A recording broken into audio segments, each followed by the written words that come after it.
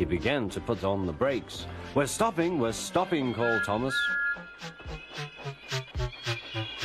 No, no, no, no, answered the trucks, bumping into each other. Go on, go on. Before the driver could stop them, they had pushed Thomas down the hill and were rattling and laughing behind him.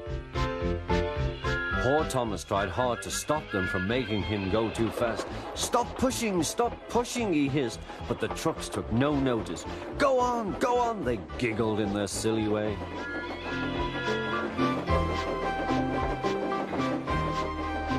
There's the station. Oh dear, what shall I do? He cried.